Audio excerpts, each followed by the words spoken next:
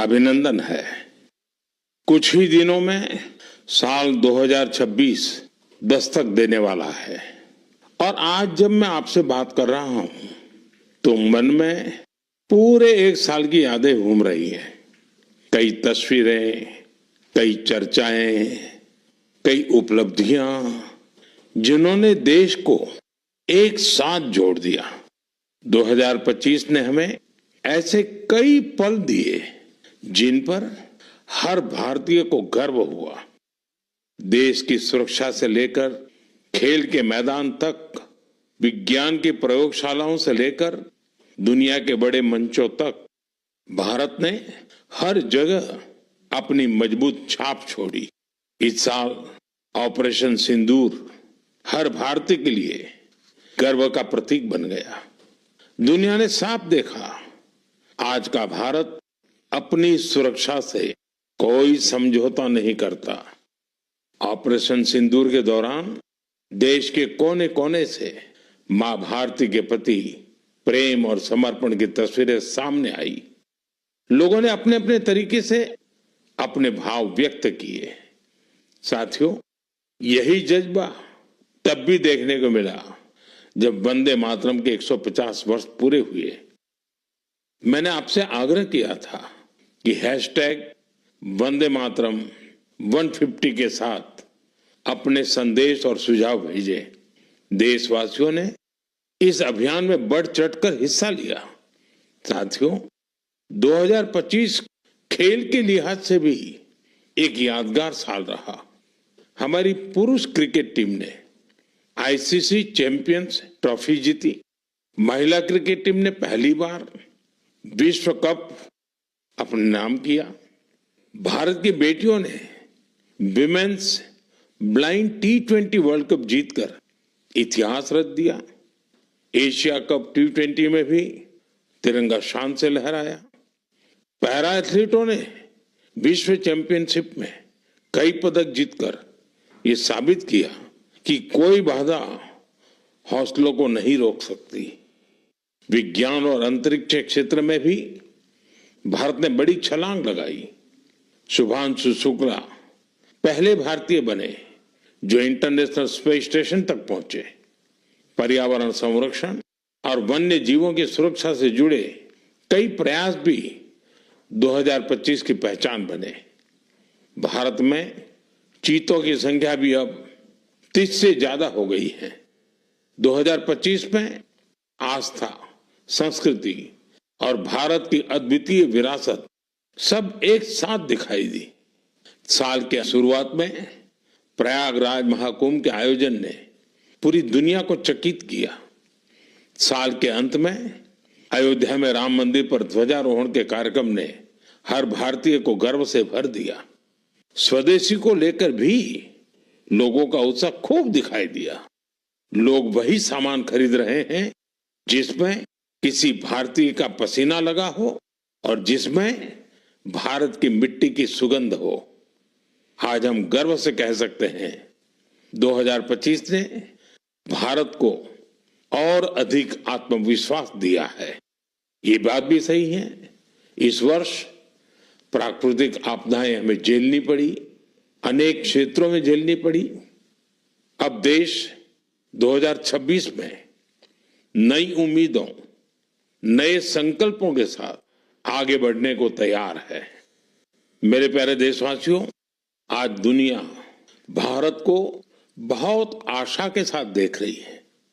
भारत से उम्मीद की सबसे बड़ी वजह है हमारी युवा शक्ति। विज्ञान के क्षेत्र में हमारी उपलब्धियां, नए नए इनोवेशन, टेक्नोलॉजी का विस्तार, इनसे दुनिया भर के देश बहुत प्रभावित हैं। साथियों, भारत के युवाओं में हमेशा कुछ नया करने का जुनून है और वो उतने ही जागरूक भी हैं। मेरे युवा साथी कई बार मुझसे ये पूछते हैं कि नेशन बिल्डिंग में वो अपना योगदान और कैसे बढ़ाएं, वो कैसे अपने आइडिया शेयर कर सकते हैं। कई साथी पूछते हैं कि मेरे सामने वो अपने आइडियाज का प्रेजेंटेशन कैसे दे सकते हैं। हमारे युवा साथियों की इस जिज्ञासा का समाधान है विकसित भारत यंग लीडर्स डायलॉग। पिछले साल इसका पहला एडिशन हुआ था। अब कुछ दिन बाद उसका दूसरा एडिशन होने वाला है। अगले महीने की 12 तारीख को स्वामी विवेकानंद जी की जयंती के अवसर पर राष्ट्रीय युवा दिवस मनाया जाएगा। इसी दिन यंग लीडर्स डायलॉग का भी आयोजन होगा और मैं भी इसमें जरूर शामिल होऊंगा। इसमें हमारे युवा इनोवेशन, फिटनेस, स्टार्टअप और एग्रीकल्चर जैसे महत्वपूर्ण विषयों पर अपने आइडियाज शेयर करेंगे। मैं इस कार्यक्रम को लेकर बहुत ही उत्सुक हूं। साथियों, मुझे ये देखकर अच्छा लगा कि इस कार्यक्रम में हमारे युवाओं की भागीदारी बढ़ रही है। कुछ दिनों पहले ही इससे जुड़ा एक क्विज कंपटीशन हुआ। इसमें 50 लाख से अधिक युवा शामिल हुए। एक निबंध प्रतियोगिता भी हुई जिसमें स्टूडेंट्स ने विभिन्न विषयों पर अपनी बातें रखी। इस प्रतियोगिता में तमिलनाडु पहले और उत्तर प्रदेश दूसरे स्थान पर रहा। साथियों, आज देश के भीतर युवाओं को प्रतिभा दिखाने के नए नए अवसर मिल रहे हैं। ऐसे बहुत से प्लेटफॉर्म्स विकसित हो रहे हैं जहां युवा अपनी योग्यता और रुचि के अनुसार टैलेंट दिखा सकते हैं। ऐसा ही एक प्लेटफॉर्म है स्मार्ट इंडिया हैकेथॉन। एक और ऐसा माध्यम जहां आइडियाज एक्शन में बदलते हैं। साथियों, स्मार्ट इंडिया हैकेथॉन 2025 का समापन इसी महीने हुआ है। इस हैकेथॉन के दौरान 80 से अधिक सरकारी विभागों की 270 से ज्यादा समस्याओं पर स्टूडेंट्स ने काम किया। स्टूडेंट्स ने ऐसे सॉल्यूशन दिए जो रियल लाइफ चैलेंजेस से जुड़े थे, जैसे ट्रैफिक की समस्या है। इसे लेकर युवाओं ने स्मार्ट ट्रैफिक मैनेजमेंट से जुड़े बहुत ही इंटरेस्टिंग पर्सपेक्टिव शेयर किए। फाइनेंशियल फ्रॉड्स और डिजिटल एरेस जैसी चुनौतियों के समाधान पर भी युवाओं ने अपने आइडियाज सामने रखे। गांवों में डिजिटल बैंकिंग के लिए साइबर सिक्योरिटी फ्रेमवर्क पर सुझाव दिया। कई युवा एग्रीकल्चर सेक्टर की चुनौतियों के समाधान में जुटे रहे। साथियों, पिछले 7-8 साल में स्मार्ट इंडिया हैकेथॉन में 13 लाख से ज्यादा स्टूडेंट्स और 6,000 से ज्यादा इंस्टीट्यूट्स हिस्सा ले चुके हैं। युवाओं ने सैकड़ों प्रॉब्लम्स के सटीक सॉल्यूशंस भी दिए हैं। इस तरह के हैकेथॉन्स का आयोजन समय समय पर होता रहता है। मेरा अपने युवा साथियों से आग्रह है कि वे इन हैकेथॉन्स का हिस्सा जरूर बने। साथियों, आज का जीवन टेक ड्रिवन होता जा रहा है और जो परिवर्तन सदियों में आते थे, वो बदलाव हम कुछ वर्षों में होते देख रहे हैं। कई बार तो कुछ लोग चिंता जताते हैं कि रोबोट्स कहीं मनुष्य को ही ना रिप्लेस कर दें। ऐसे बदलते समय में ह्यूमन डेवलपमेंट के लिए अपनी जड़ों से जुड़े रहना बहुत जरूरी है। मुझे देखकर बहुत खुशी होती है कि हमारी अगली पीढ़ी अपनी संस्कृति की जड़ों को अच्छी तरह थाम रही है। नई सोच के साथ, नए तरीकों के साथ। साथियों, आपने इंडियन इंस्टीट्यूट ऑफ साइंस, उसका नाम तो जरूर सुना होगा। रिसर्च और इनोवेशन इस संस्थान की पहचान है। कुछ साल पहले वहां के कुछ छात्रों ने महसूस किया कि पढ़ाई और रिसर्च के बीच संगीत के लिए भी जगह होनी चाहिए। बस यहीं से एक छोटी सी म्यूजिक क्लास शुरू हुई। न बड़ा मंच, न कोई बड़ा बजट। धीरे धीरे ये पहल बढ़ती गई और आज इसे हम गीतांजलि IISC के नाम से जानते हैं। यह अब सिर्फ एक क्लास नहीं, कैंपस का सांस्कृतिक केंद्र है। यहाँ हिंदुस्तानी शास्त्रीय संगीत है, लोक परंपराएं हैं, शास्त्रीय विधाएं हैं। छात्र यहाँ साथ बैठकर रियाज करते हैं, प्रोफेसर साथ बैठते हैं, उनके परिवार भी जुड़ते हैं। आज 200 से ज्यादा लोग इससे जुड़े हैं और खास बात ये कि जो विदेश चले गए वो भी ऑनलाइन जुड़कर इस ग्रुप की डोर थामे हुए हैं। साथियों, अपनी जड़ों से जुड़े रहने के ये प्रयास सिर्फ भारत तक सीमित नहीं है। दुनिया के अलग अलग कोनों और वहां बसे भारतीय भी अपनी भूमिका निभा रहे हैं। एक और उदाहरण जो हमें देश से बाहर ले जाता है, ये जगह है दुबई। वहां रहने वाले कन्नड़ा परिवारों ने खुद से एक जरूरी सवाल पूछा। हमारे बच्चे टेक वर्ल्ड में आगे तो बढ़ रहे हैं, लेकिन कहीं वो अपनी भाषा से दूर तो नहीं हो रहे हैं। यहीं से जन्म हुआ कन्नड़ा पाठशाले का, एक ऐसा प्रयास जहां बच्चों को कन्नड़ा पढ़ना, सीखना, लिखना और बोलना सिखाया जाता है। आज इससे 1000 से ज्यादा बच्चे जुड़े हैं। वाकई कन्नड़ा नाडु नुडी नम्मा हेम्मे, कन्नड़ा की भूमि और भाषा हमारा गर्व है। साथियों, एक पुरानी कहावत है, जहां चाह वहां राह। इस कहावत को फिर से सच कर दिखाया है मणिपुर के एक युवा मोइरांगथेम सेठ जी ने। उनकी उम्र 40 साल से भी कम है। श्रीमान मोइरांगथेम जी मणिपुर के जिस दूर सुदूर क्षेत्र में रहते थे, वहां बिजली की बड़ी समस्या थी। इस चुनौती से निपटने के लिए उन्होंने लोकल सॉल्यूशन पर जोर दिया और उन्हें ये सॉल्यूशन मिला सोलर पावर में।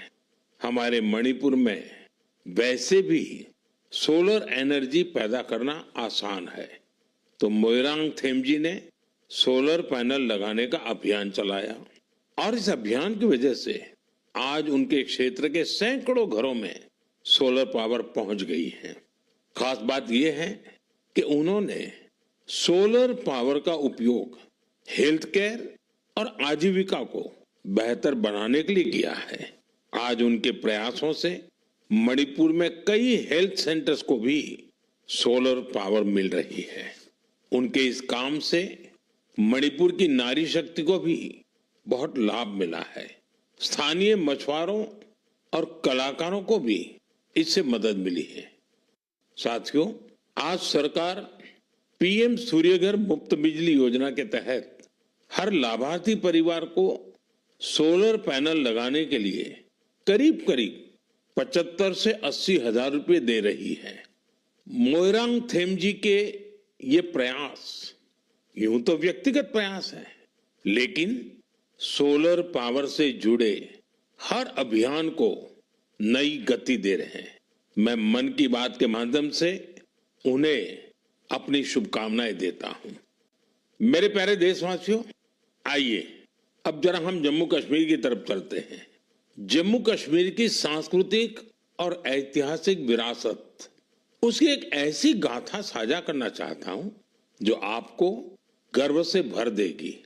जम्मू कश्मीर के बारामूला में जेहनपोरा नाम की एक जगह है। वहां लोग बरसों से कुछ ऊंचे ऊंचे टीले देखते आ रहे थे। साधारण से टीले, किसी को नहीं पता था कि क्या है। फिर एक दिन आर्कियोलॉजिस्ट की नजर इन पर पड़ी। जब उन्होंने इस इलाके को ध्यान से देखना शुरू किया तो ये टीले कुछ अलग लगे। इसके बाद इन टीलों का वैज्ञानिक अध्ययन शुरू किया गया। ड्रोन के जरिए ऊपर से तस्वीरें ली गई, जमीन की मैपिंग की गई और फिर कुछ हैरान करने वाली बातें सामने आने लगी। पता चला ये टीले प्राकृतिक नहीं है, ये इंसान द्वारा बनाई गई किसी बड़ी इमारत के अवशेष है। इसी दौरान एक और दिलचस्प कड़ी जुड़ी।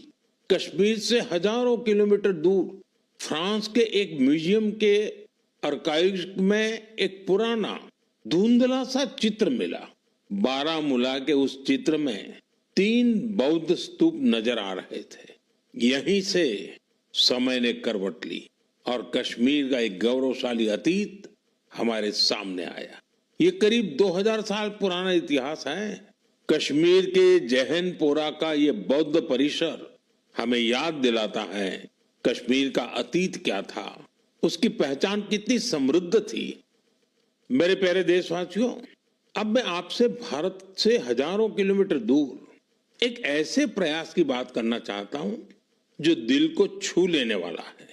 फिजी में भारतीय भाषा और संस्कृति के प्रसार के लिए एक सराहनीय पहल हो रही है।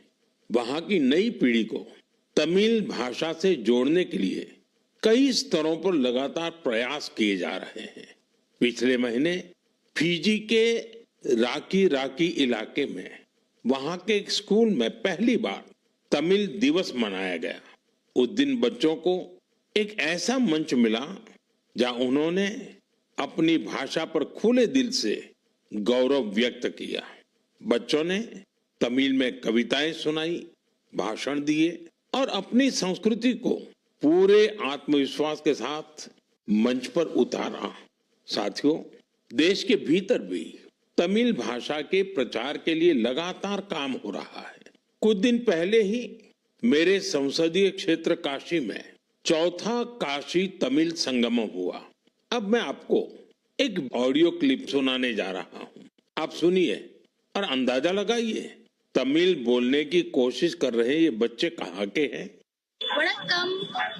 भारत அரசங்கத்தல ஓரே பாரதம் உன்னத பாரதம் நடத்தப்பட்ட காசி தமிழ் சங்கமம் 4 தமிழ் கற்போம் நான் ரொம்ப கார்க்க உதாரணத்துக்கு ஏன் தமிழில் इंट्रोडक्शन कासियोड़ भूमिल नानु पायल पटेल और सुकिंस इंटर कॉलेज की मानवी अनेवरकुम येन वणक्कम। साथियों, आपको जानकर हैरानी होगी तमिल भाषा में इतनी सहजता से अपनी बात रखने वाले ये बच्चे काशी के हैं, वाराणसी के हैं। इनकी मातृभाषा हिंदी है, लेकिन तमिल भाषा के प्रति लगाव ने इन्हें तमिल सीखने के लिए प्रेरित किया है। इस साल वाराणसी में काशी तमिल संगमम के दौरान तमिल सीखने पर खास जोर दिया गया था। लर्न तमिल, तमिल कराकलम, इस थीम के तहत वाराणसी के 50 से ज्यादा स्कूलों में विशेष अभियान भी चलाए गए। इसी का नतीजा हमें इस ऑडियो क्लिप में सुनाई देता है। एन्न पेर वैष्णव नान निवेदिता शिक्षा सदन बालिका इंटर कॉलेज वाराणसी पढ़िक्किरेन। नान काशी तमिल कर्कलाम 4.0 ला तमिल भाषा पिक्कावुम इल्लुवम करेन। इंधा वयपुक्क पराधान नरेंद्र मोदी अवगलेकु नान नंटी सोलिगरेन। साथियों, तमिल भाषा दुनिया की सबसे प्राचीन भाषा है। तमिल साहित्य भी अत्यंत समृद्ध है। मैंने मन की बात में काशी तमिल संगमम में भाग लेने का आग्रह किया था। मुझे खुशी है कि आज देश के दूसरे हिस्सों में भी बच्चों और युवाओं के बीच तमिल भाषा को लेकर नया आकर्षण दिख रहा है। यही भाषा की ताकत है, यही भारत की एकता है। साथियों, अगले महीने हम देश का 77वां गणतंत्र दिवस मनाएंगे। जब भी ऐसे अवसर आते हैं तो हमारा मन स्वतंत्रता सेनानियों और संविधान निर्माताओं के प्रति कृतज्ञता के भाव से भर जाता है। हमारे देश ने आजादी पाने के लिए लंबा संघर्ष किया है। आजादी के आंदोलन में देश के हर हिस्से के लोगों ने अपना योगदान दिया है, लेकिन दुर्भाग्य से आजादी के अनेकों नायक नायिकाओं को वो सम्मान नहीं मिला जो उन्हें मिलना चाहिए था। ऐसी ही एक स्वतंत्रता सेनानी है ओडिशा की पार्वती गिरी जी। जनवरी 2026 में उनकी जन्म शताब्दी मनाई जाएगी। उन्होंने 16 वर्ष की आयु में भारत छोड़ो आंदोलन में हिस्सा लिया था। साथियों, आजादी के आंदोलन के बाद पार्वती गिरि जी ने अपना जीवन समाज सेवा और जनजातीय कल्याण को समर्पित कर दिया था। उन्होंने कई अनाथालयों की स्थापना की। उनका प्रेरक जीवन हर पीढ़ी का मार्गदर्शन करता रहेगा। मैं पार्वती गिरि जी को श्रद्धांजलि अर्पण करूं छी। साथियों, ये हमारा दायित्व है कि हम अपनी विरासत को न भूलें। हम आजादी दिलाने वाले नायक नायिकाओं की महान गाथा को अगली पीढ़ी तक पहुंचाए। आपको याद होगा, जब हमारी आजादी के 75 वर्ष हुए थे, तब सरकार ने एक विशेष वेबसाइट तैयार की थी। इसमें एक विभाग अनसंग हीरोज को समर्पित किया गया था। आज भी आप इस वेबसाइट पर विजिट करके उन महान विभूतियों के बारे में जान सकते हैं, जिनकी देश को आजादी दिलाने में बहुत बड़ी भूमिका रही है। मेरे प्यारे देशवासियों, मन की बात के जरिए हमें समाज की भलाई से जुड़े महत्वपूर्ण विषयों पर चर्चा करने का एक बहुत अच्छा अवसर मिलता है। आज मैं एक ऐसे मुद्दे पर बात करना चाहता हूं जो हम सभी के लिए चिंता का विषय बन गया है। ICMR यानी Indian council of medical research ने हाल ही में एक रिपोर्ट जारी की है। इसमें बताया गया है कि निमोनिया और UTI जैसी कई बीमारियों के खिलाफ एंटीबायोटिक दवाएं कमजोर साबित हो रही है। हम सभी के लिए यह बहुत ही चिंताजनक है। रिपोर्ट के मुताबिक इसका एक बड़ा कारण लोगों द्वारा बिना सोचे समझे एंटीबायोटिक दवाओं का सेवन है। एंटीबायोटिक ऐसी दवाएं नहीं हैं जिन्हें यूं ही ले लिया जाए। इनका इस्तेमाल डॉक्टर की सलाह से ही करना चाहिए। आजकल लोग यह मानने लगे हैं कि बस एक गोली ले लो, हर तकलीफ दूर हो जाएगी। यही वजह है कि बीमारियां और संक्रमण इन एंटीबायोटिक दवाओं पर भारी पड़ रहे हैं। मैं आप सभी से आग्रह करता हूं कि कृपया अपनी मनमर्जी से दवाओं का इस्तेमाल करने से बचें। एंटीबायोटिक दवाओं के मामले में तो इस बात का ध्यान रखना बहुत जरूरी है। मैं तो यही कहूंगा, मेडिसिन्स के लिए गाइडेंस और एंटीबायोटिक्स के लिए डॉक्टर्स की जरूरत है। ये आदत आपकी सेहत को बेहतर बनाने में बहुत मददगार साबित होने वाली है। मेरे प्यारे देशवासियों, हमारी पारंपरिक कलाएं समाज को सशक्त करने के साथ ही लोगों की आर्थिक प्रगति का भी बड़ा माध्यम बन रही है। आंध्र प्रदेश के नारसापुरम जिले की लेस क्राफ्ट की चर्चा अब पूरे देश में बढ़ रही है। ये लेस क्राफ्ट कई पीढ़ियों से महिलाओं के हाथों में रही है। बहुत धैर्य और बारीकी के साथ देश की नारी शक्ति ने इसका संरक्षण किया है। आज इस परंपरा को एक नए रंग रूप के साथ आगे ले जाया जा रहा है। आंध्र प्रदेश सरकार और नाबार्ड मिलकर कारीगरों को नए डिजाइन सिखा रहे हैं, बेहतर स्किल ट्रेनिंग दे रहे हैं और नए बाजार से जोड़ रहे हैं। नारसापुरम लेस को GI टैग भी मिला है। आज इससे 500 से ज्यादा प्रोडक्ट्स बन रहे हैं और 250 से ज्यादा गांवों में करीब करीब 1 लाख महिलाओं को इससे काम मिल रहा है। साथियों, मन की बात ऐसे लोगों को सामने लाने का भी मंच है जो अपने परिश्रम से न सिर्फ पारंपरिक कलाओं को आगे बढ़ा रहे हैं, बल्कि इससे स्थानीय लोगों को सशक्त भी कर रहे हैं। मणिपुर के चुराचांदपुर में मार्गरेट राम थारसी MG, उनके प्रयास ऐसे ही हैं। उन्होंने मणिपुर के पारंपरिक उत्पादों को वहां के हैंडीक्राफ्ट को, बांस और लकड़ी से बनी चीजों को एक बड़े विजन के साथ देखा और इसी विजन के कारण वो एक हैंडीक्राफ्ट आर्टिस्ट से लोगों के जीवन को बदलने का माध्यम बन गई। आज मार्गरेट जी की यूनिट, उसमें 50 से ज्यादा आर्टिस्ट काम कर रहे हैं और उन्होंने अपनी मेहनत से दिल्ली समेत देश के कई राज्यों में अपने प्रोडक्ट्स का एक मार्केट भी डेवलप किया है। साथियों, मणिपुर से ही एक और उदाहरण, सेनापति जिले की रहने वाली चोखोने क्रिचेना जी का है। उनका पूरा परिवार परंपरागत खेती से जुड़ा रहा है। क्रिचेना ने इस पारंपरिक अनुभव को एक और विस्तार दिया।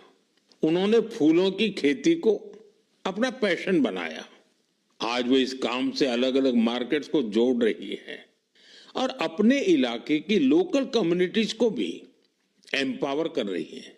साथियों, ये उदाहरण इस बात का पर्याय है कि अगर पारंपरिक ज्ञान को आधुनिक विजन के साथ आगे बढ़ाएं तो ये आर्थिक प्रगति का बड़ा माध्यम बन जाता है। आपके आसपास भी ऐसी सक्सेस स्टोरीज हो तो मुझे जरूर शेयर करिए। साथियों, हमारे देश की सबसे खूबसूरत बात यह है कि साल भर हर समय देश के किसी न किसी हिस्से में उत्सव का माहौल रहता है। अलग अलग पर्व त्योहार तो है ही, साथ ही विभिन्न राज्यों के स्थानीय उत्सव भी आयोजित होते रहते हैं। यानी अगर आप घूमने का मन बनाएं तो हर समय देश का कोई न कोई कोना अपने यूनिक उत्सव के साथ तैयार मिलेगा। ऐसा ही एक उत्सव इन दिनों कच्छ के रण में चल रहा है। इस साल कच्छ रणोत्सव का यह आयोजन 23 नवंबर से शुरू हुआ है, जो 20 फरवरी तक चलेगा। यहां कच्छ की लोक संस्कृति, लोक संगीत, नृत्य और हस्तशिल्प की विविधता दिखाई देती है। कच्छ के सफेद रण की भव्यता देखना अपने आप में एक सुखद अनुभव है। रात के समय जब सफेद रण के ऊपर चांदनी फैलती है, वहां का दृश्य अपने आप में मंत्र मुग्ध कर देने वाला होता है। रण उत्सव का टेंट सिटी बहुत लोकप्रिय है। मुझे जानकारी मिली है कि पिछले एक महीने में अब तक 2 लाख से ज्यादा लोग रणोत्सव का हिस्सा बन चुके हैं और देश के कोने कोने से आए हैं, विदेश से भी लोग आए हैं। आपको जब भी अवसर मिले तो ऐसे उत्सवों में जरूर शामिल हो और भारत की विविधता का आनंद उठाएं। साथियों, 2025 में मन की बात का ये आखिरी एपिसोड है। अब हम साल 2026 में ऐसे ही उमंग और उत्साह के साथ, अपनेपन के साथ अपने मन की बातों को करने के लिए मन की बात के कार्यक्रम में जरूर जुड़ेंगे। नई ऊर्जा, नए विषय और प्रेरणा से भर देने वाली देशवासियों की अनगिनत गाथाओं मन की बात में हम सबको जोड़ती हैं। हर महीने मुझे ऐसे अनेक संदेश मिलते हैं जिसमें विकसित भारत को लेकर लोग अपना विजन साझा करते हैं। लोगों से मिलने वाले सुझाव और इस दिशा में उनके प्रयासों को देखकर ये विश्वास और मजबूत होता है। और जब ये सब बातें मेरे तक पहुंचती हैं तो विकसित भारत का संकल्प जरूर सिद्ध होगा। यह विश्वास दिनों दिन मजबूत होता जाता है। साल 2026 इस संकल्प सिद्धि की यात्रा में एक अहम पड़ाव साबित हो। आपका और आपके परिवार का जीवन खुशहाल हो, इसी कामना के साथ इस एपिसोड में विदाई लेने से पहले मैं जरूर कहूंगा, फिट इंडिया मूवमेंट, आपको भी फिट रहना है। ठंडी का ये मौसम व्यायाम के लिए बहुत उपयुक्त होता है। व्यायाम जरूर करें। आप सभी को 2026 की